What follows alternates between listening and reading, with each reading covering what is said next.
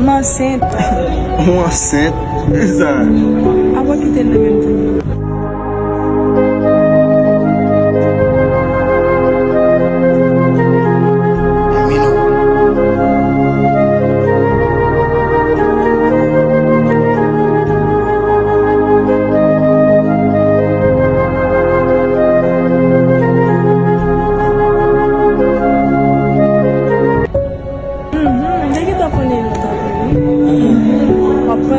Aki sa mwen pense ya?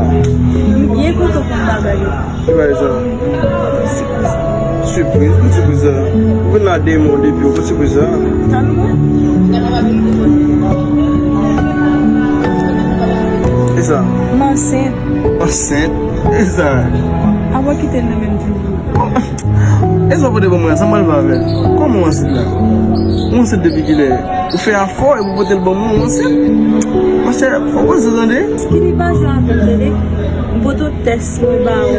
E pa test mwen tou gede ya. E pi bagay sa pa dwen ame, test mwen se nan poch deja. Men keme.